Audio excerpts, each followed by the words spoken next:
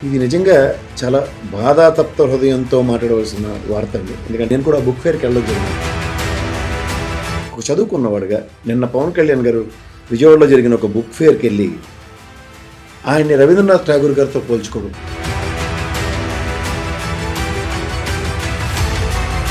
ప్రాధాన్యత సంతరించుకునే ఒక పొజిషన్‌లో ఉండే ఒక ఉప ముఖ్యమంత్రి స్థాయిలో ఉండి కూడా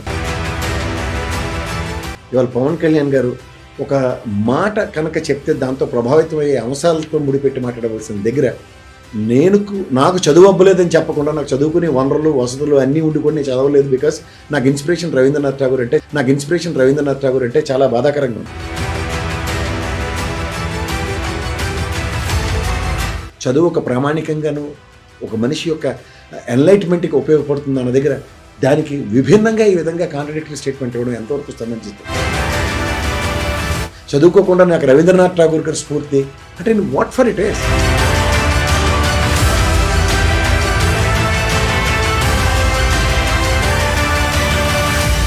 అందరికీ నమస్కారం. నేను మీ కేఎస్ ప్రసాద్ని. నిన్న జరిగిన ఒక పరిణామాల్లో క్యాబినెట్ కీలక నిర్ణయాలు ఆంధ్రప్రదేశ్ ప్రభుత్వం ఒక 14 నిర్ణయాలు తీసుకుంది. అందులో ఏవైతే ఇంప్లిమెంట్ చేయబోయేవి అన్నిటికన్నా నాకు చాలా ఆనందకరమైన విషయం ఏంటంటే గవర్నమెంట్ ఎంప్లాయీస్కి సంబంధించిన బకాయిలు ఏవైతే ఉన్నాయో ఐఆర్ కానీ టీఏలు డిఏలు ఇవన్నీ ఎత్తి అవతల చేశారు. ఈ సంవత్సరం వాళ్ళకి ఏమీ లేనట్టు. ఎందుకంటే వాళ్ళు శాసించేంత స్థాయి ఉన్న వాళ్ళండి. ఏకంగా ప్రభుత్వంలో వాళ్ళు తలుచుకుంటే ఇలా చిటికలేసి మార్చేశారు కూడా. అంచేత వాళ్ళు మార్చారు కాబట్టి మార్చిన దానికి ఏదైతే వాళ్ళ హామీల ప్రకారం టీఏలు డిఏలు ఐఆర్లు ఇచ్చేస్తారని చెప్పిన దానికి యాజ్ యూజువల్గా వాళ్ళు ప్రభుత్వ మార్పుకి ఎలా అయితే నాంది పలికారు, మీరు మారినా మారపైన మేము మారి చూపించామని చంద్రబాబు నాయుడు గారు నిన్న క్యాబినెట్ నిర్ణయాల్లో ఆ అంశమే లేకపోవడం నిజంగా నాకు చాలా ఆనందాన్ని కలిగించింది. ద సేమ్ సినారియో ఆ 14 అంశాలకు సంబంధించిన విషయంకి వస్తే ఈ అకాడమిక్ ఇయర్కి అమ్మఒడి లేనట్టే, నెక్స్ట్ అకాడమిక్ ఇయర్కి అమ్మఒడి ఎంతమంది ఉంటే అంతమందికి ఇస్తామన్నమాట. అలాగే నిన్న నేను చెప్పినట్టు కేంద్ర ప్రభుత్వం ఇస్తానన్న రైతులకి ఏదైతే 10,000తో పాటు ఆంధ్రప్రదేశ్ ప్రభుత్వం కూడా 10,000 కలిపి మొత్తం 20,000 నెక్స్ట్ ఇయర్ నుంచి, అంటే కేంద్ర ప్రభుత్వం ఎప్పుడు ఇస్తే అప్పటి నుంచి ఇస్తారు. అది నాకు తెలిసి బడ్జెట్ తర్వాత వచ్చి అంటే అది డెఫినెట్గా మార్చి తర్వాత సంతరించుకోబోయే నెక్స్ట్ ఫైనాన్షియల్ ఇయర్కే వస్తుంది. అది అంటే ఈ సంవత్సరం వెసులుబాటు తీసుకుని ఈ ప్రభుత్వం కింద అభివర్ణించవచ్చు. అలాగే మత్స్యకారులకి ఫిషింగ్ హాలిడే ఏదైతే ఉందో అప్పుడు ఇచ్చే 20,000 కూడా ఈ సంవత్సరం ఇప్పుడు నాకైతే ఫిషింగ్ హాలిడే లేదు, నెక్స్ట్ ఇయర్కే ఇది కూడా. ఎలా ఇవన్నీ ఒక ఎత్తు అయితే రేపు 8వ తారీఖు నాడు గ్రీన్ హైడ్రోజన్ హబ్కి శంకుస్థాపన విశాఖపట్నంలో జరుగుతుంది.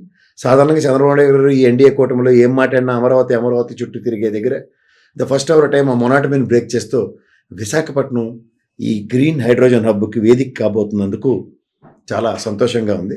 And in the same scenario ఈరోజు ఈ క్యాబినెట్ నిర్ణయాల యొక్క సారాంశంతో రాబోయే రోజుల్లో ఈ సంవత్సరానికి సంక్షేమ పథకాలు వాళ్ళు అనౌన్స్ చేసిన 6 పాయింట్లు లేవన్న దగ్గర ఒక ఎత్తు అయితే ఈ ఉచిత బస్సు విషయానికి అధ్యయనం అని చెప్పారు. నాకు చాలా ఆశ్చర్యం కలిగింది. ఎందుకంటే ఉదాహరణకి కర్ణాటక రాష్ట్రం కాంగ్రెస్ ప్రభుత్వం, అలాగే తెలంగాణ రాష్ట్రం కాంగ్రెస్ ప్రభుత్వంలో ఇవాళ అధ్యయనం చేయడానికి కొంతమంది ఎమ్మెల్యేలు మినిస్టర్లు వచ్చి ఏం చేస్తారు, కండక్టర్ టికెట్ ఆడవాళ్ళకి ఇస్తున్నాడో లేదా అని ఇలా నోరెళ్ళబెట్టి చూసే కార్యక్రమం అధ్యయనం కార్యక్రమం.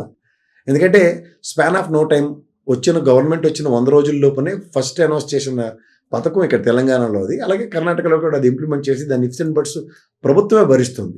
ఇప్పుడు అదృష్టానికి తెలంగాణలోనూ ఆంధ్రప్రదేశ్లోనూ ఆర్టీసీ వ్యవస్థ ప్రభుత్వం అధీనంలో ఉన్నప్పుడు ఇందులో అధ్యయనం వచ్చే కాన్సెప్ట్ ఏంటో నాకు అర్థం కావట్లేదు. ఎక్కడ నేను కొత్త విషయం ఏంటంటే దగ్గర 250 నుంచి 500 బస్సులు ఎక్స్ట్రా కావాల్సి వస్తాయి. ఎందుకంటే more number of trips and more number of travels will be increased as far as women's strength is concerned once it is free fact అన్నప్పుడు. సో ఈ సినారియోలో గమనిస్తే ఈ అధ్యయనంతో కాలక్షేపం చేసే కార్యక్రమాల్లో దీన్ని మెల్లిగా పక్కదారి పట్టించడానికి వెసులుబాటు ఉంటుంది. అండ్ మోర్ ఆంధ్రప్రదేశ్లో ఇంకొక సెన్సేషన్ జరిగింది. 31వ తారీఖు నాడు సేల్స్ 331.84 కోట్ల కింద అభివర్ణిస్తే మద్యం త్రూగా ఆదాయం, ఇదే గత ప్రభుత్వంలో కనుక ఈ ఆదాయం వస్తే రాష్ట్ర ఖజానాకి ఆదాయం వచ్చిందని ఒక సంతోషం ఉండేది.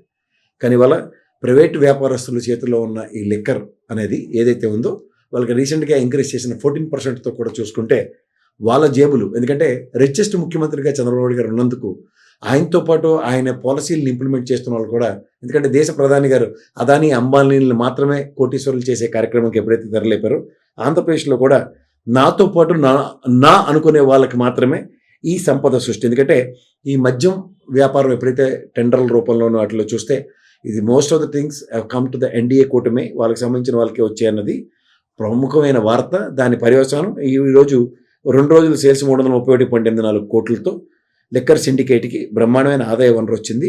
ఇది ఒక సంపద సృష్టిస్తా అన్న దగ్గర గత ప్రభుత్వం ఈ నిర్ణయానికి అయితే కేంద్ర రాష్ట్ర ఖజానాకు వచ్చే డబ్బులు, ఇదైతే సంపద సృష్టిలో భాగంగా అనౌన్స్ చేసిన ఈ కొత్త లిక్కర్ పాలసీతో అవుట్కమ్ ఎలా ఉంది అన్నది తెలుస్తుంది. ఇంకొక విషయం ఏంటంటే ఒక 3 times కన్సాక్టివ్గా హిందూపురం నుంచి బాలకృష్ణ గారు అక్కడ ఎమ్మెల్యేగా గెలుస్తున్న హిందూపూర్లో ఒక సెన్సేషన్ జరిగింది. ఏంటంటే చిలమత్తూరు పంచాయతీలో ఒక 3 గ్రామాల్లో త్రాగునీటి కార్యక్రమానికి ఒక 60 లక్షల రూపాయలు పంచాయతీరాజ్ శాఖలో అవకతవకలు జరిగి కొంతమంది వ్యక్తులకి అన్యాక్రాంతమైంది. ఎందుకంటే పవన్ కళ్యాణ్ గారు పంచాయతీరాజ్ శాఖలో దూసుకుపోతున్నారు అంటే వెనక నుంచి పంచాయతీరాజ్ శాఖలో దోచుకుపోతున్న ఉదంతం గమనించగలిగితే, దూసుకుపోతున్న పంచాయతీరాజ్ వ్యవస్థను చదివిన 2 రోజుల క్రితం వార్తల్లో ఇవాళ దోచుకుపోతున్న పంచాయతీరాజ్ శాఖ వార్త కింద చూడాలి. ఆ మాటకు వస్తే అక్కడ హిందూపూర్లో కానీ ఇక్కడ పవన్ కళ్యాణ్ గారు పంచాయతీరాజ్ శాఖ మంత్రి గారు కూడా ఇద్దరు సినిమా యాక్టర్లే. ఏదో క్లైమాక్స్ ఫైట్ లాగా లాస్ట్కి వచ్చి ఈ అన్యాక్రాంతమైన డబ్బులను వసూలు చేసే కార్యక్రమంలో ఏమైనా క్లైమాక్స్ ఫైట్ ఉంటుందా అన్న కోణం ఒకసారి ఆలోచించి చూడాలి. ఇంకా నెక్స్ట్ వార్త చూస్తేనండి, ఇది నిజంగా చాలా బాధాతప్త హృదయంతో మాట్లాడవలసిన వార్త అండి. ఎందుకంటే నేను ఒక చదువుకున్నవాడుగా నిన్న పవన్ కళ్యాణ్ గారు విజయవాడలో జరిగిన ఒక బుక్ ఫేర్కి వెళ్ళి ఆయన్ని రవీంద్రనాథ్ ఠాగూర్ గారితో పోల్చుకోవడం, ఎందుకంటే ఆయన ఒక నోబెల్ ప్రైజ్ బహుమతి గ్రహీత, ఇవాళ మనం అందరం గర్వించదగ్గ జాతీయ గీతాన్ని రాసిన మహనీయుడు.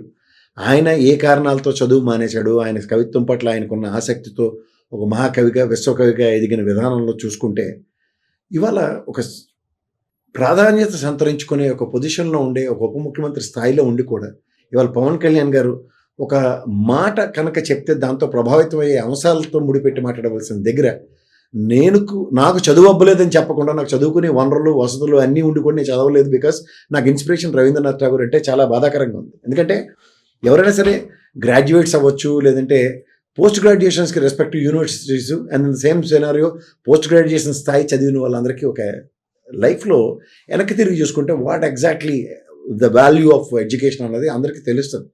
కానీ ఇది విపరీతంగా ఎంతోమంది మనోభావాలకి ఆ విధంగా మాట్లాడడం ఎంతవరకు సమంజసమో నాకైతే అర్థం కాలేదు. నేను పవన్ కళ్యాణ్ గారు ఆ విధమైన డెలిబ్రేషన్ విజయవాడ బుక్ ఫేర్లో మాట్లాడడం, ఎందుకంటే ఇప్పుడున్న పరిస్థితుల్లో చదువుకోకపోతే వచ్చే విపరీతాలు ఎలా ఉంటాయో అందరికీ తెలుసు. ఈ మాటకు వస్తే ప్రపంచ స్థాయికి ఎదిగిన మైక్రోసాఫ్ట్ అధినేతగా అభివర్ణించబడుతున్న బిల్ గేట్స్ గారి దగ్గర ఈ CEO స్థాయిలో ఉన్న ఈ మన సత్యనారాయణ గారు ఐఐటీలో చదువుకుని ఆ స్థాయికి వెళ్ళడానికి చదువు ఒక మాధ్యమం కింద, చదువు ఒక ప్రామాణికంగాను ఒక మనిషి యొక్క ఎన్లైట్మెంట్కి ఉపయోగపడుతుంది అన్న దగ్గర దానికి విభిన్నంగా ఈ విధంగా కాంట్రడిక్టరీ స్టేట్మెంట్ ఇవ్వడం ఎంతవరకు సమంజసం.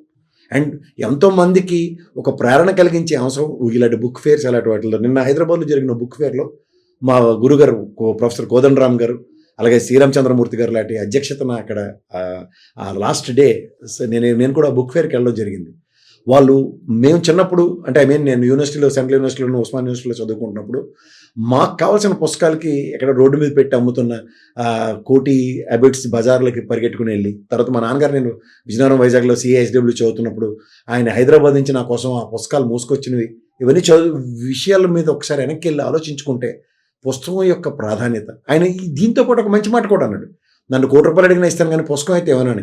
పుస్తకం విలువ తెలిసిన, ఎడ్యుకేషన్ వాల్యూ గురించి తెలిసిన వ్యక్తిగా నేను అభివర్ణించే క్రమంలో ఆయన ఎడ్యుకేషన్ డిమోరల్ చేస్తూ ఆ విధంగా మాట్లాడడం ఎంతవరకు సమంజసం, ఆయన స్థాయికి ఆ విధంగా మాట్లాడడం ఎంతవరకు సమంజసమో కూడా ఆయన ఎక్స్ప్లెనేషన్ ఇవ్వడం. ఎందుకంటే ఇలాంటి స్టేట్మెంట్స్ డెలిబరేషన్స్ ఇచ్చినప్పుడు ఆ స్టేట్మెంట్స్ వెనక్కి తీసుకోవడం అన్నది నాకు తెలిసినంత వరకు ఒక మంచి నిర్ణయం కింద నేను అభివర్ణిస్తాను. ఎందుకంటే పిల్లలు చదువుకోవడానికి ఒక స్ఫూర్తిదాయకంగా ఇవాళ నేనైతే చదువుకోలేపాను కానీ నేను ఉప ముఖ్యమంత్రి అయ్యాను, కానీ చదువుకోకపోతే ఎవరు ఏమవ్వరు అన్న దగ్గర చిన్నప్పటి నుంచి పెద్దవాళ్ళ దగ్గర నుంచి ఇంట్లో వాళ్ళందరూ కూడా అదే మాట మాట్లాడుతూ ఉంటారు. అలాంటి దానికి విభిన్నంగా చదువుకోకుండా నాకు రవీంద్రనాథ్ ఠాగూర్ గారి స్ఫూర్తి అంటే what for it is. And everybody will live their false ఇల్యూషన్స్లో, ప్రజలందరినీ కూడా ఇల్యూషన్స్లోను ఫాల్స్ ఇల్యూషన్స్లోను ఉండడానికి ఈ విధమైన అసందర్భ పేలాపనలు ఎంతవరకు సమంజసమో ఆయన స్థాయికి, ఆయన విజ్ఞతకి ఆయనకి వదిలేదలుచుకున్నాను.